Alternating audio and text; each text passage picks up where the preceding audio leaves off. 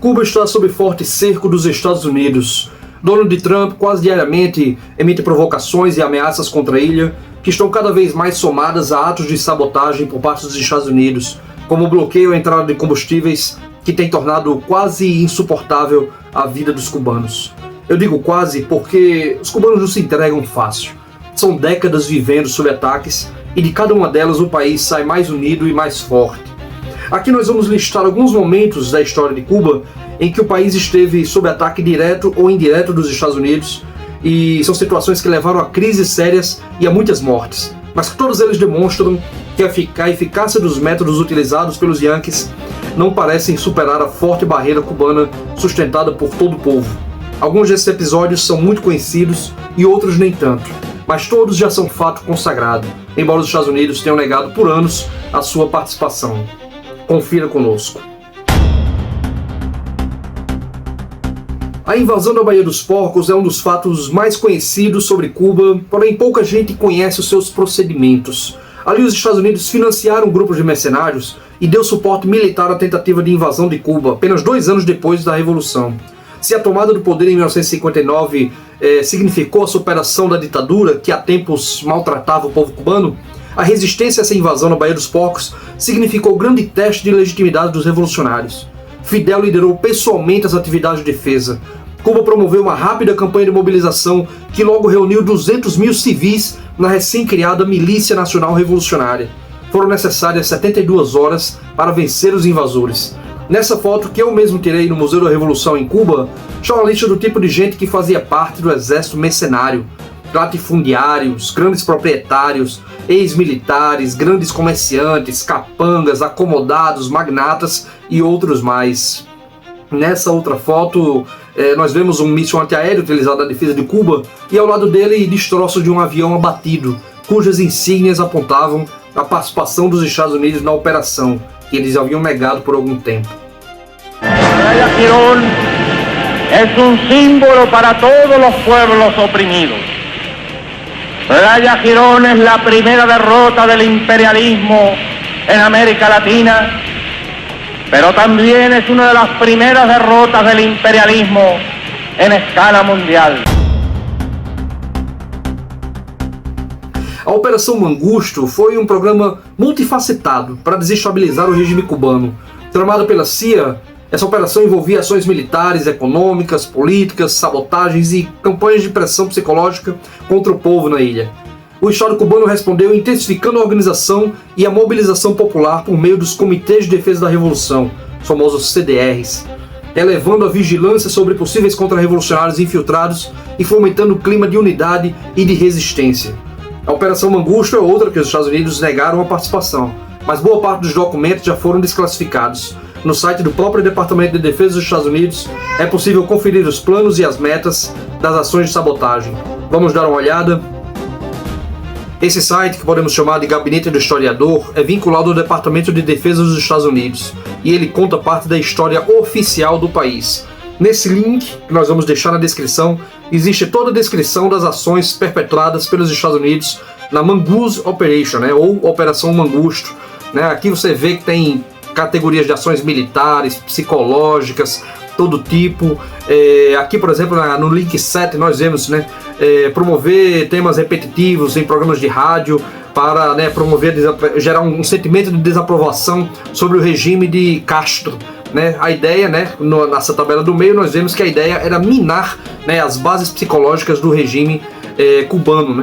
O 8 aí a gente vê também, give fullest play to Cuba, ou seja, dar o máximo de destaque possível aos refugiados e desertores cubanos como testemunhas dramáticas contra o regime de Fidel Castro, como ele chamava. E a ideia também, como a gente vê aí no meio, era minar a base psicológica e o controle de Castro, e criar um clima favorável para ações anti-cubanas, anti-Fidel Castro. Aí nós podemos ver também outras medidas, também medidas de cunho psicológico, olha essa 13, criar símbolos musicais e visuais para expressar sentimentos anti-regime. A ideia, como a gente vê na tabela do meio, na célula do meio, seria fornecer expressões cativantes de resistência popular contra o regime comunista. E aí na direita a gente vê os procedimentos, né? Letras para uma música favorita, uma nova melodia, um símbolo visual, uma pintura mural, mesmo um gesto tão simples como um V de vitória na mão. Todos esses tipos são expressões que se buscam, né?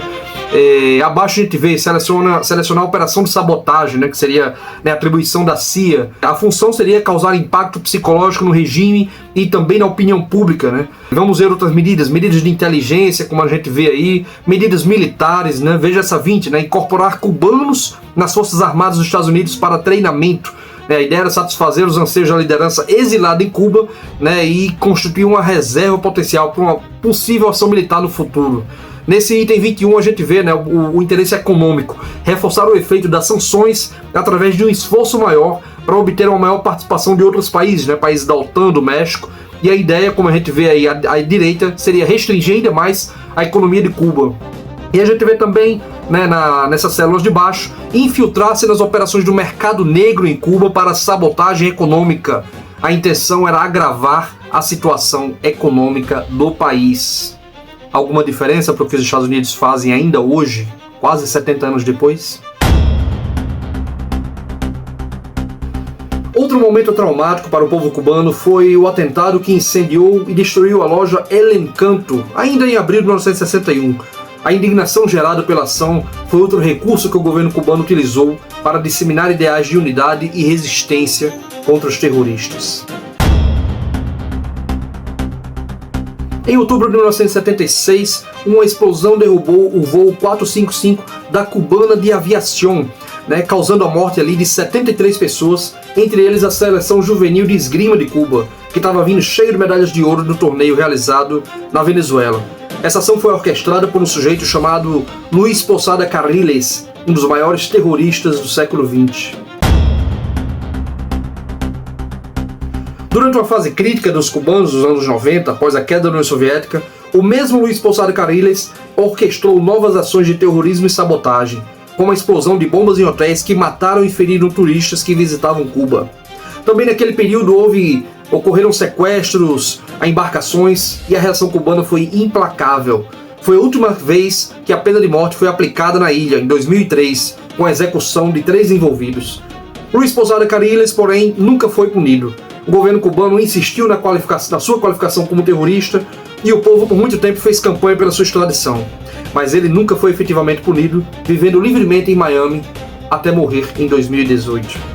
Todos esses episódios mostram que as ações de sabotagem dos Estados Unidos sobre Cuba não surtiram o efeito desejado de desestabilizar o regime e derrubar o governo cubano, nem mesmo aquelas envolvendo atentados e mortes.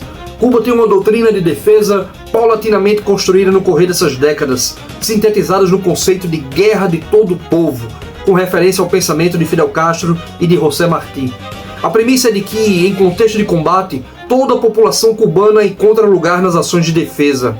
O recado é simples: Trump está sufocando ao máximo o povo cubano, mas isso não tem resultado em nenhum sinal de estabilidade interna na ilha. Mesmo um episódio muito difundido na mídia ocidental alguns dias atrás, de ataque à sede do Partido Comunista de Cuba, não passou de uma ação de baderna numa cidade pequena, a 500 quilômetros da capital, sem qualquer efeito na dinâmica política do país, a não ser a intensificação das campanhas de mobilização e a aglutinação da população diante de um cenário mais extremo como invasão ou qualquer coisa do tipo. A questão é, sempre que os Estados Unidos tentou, deu errado. Trump está acuado, isolado no contexto da guerra contra o Irã e precisa de alguma carta na manga para recuperar a força política, porque sua bravataria não vai lhe permitir virar o jogo. Será Cuba sua carta na manga? Ele vai mesmo tentar confrontar a ilha, que há 7 décadas é a maior pedra no sapato da hegemonia Yankee nas Américas? Os cubanos estão esperando.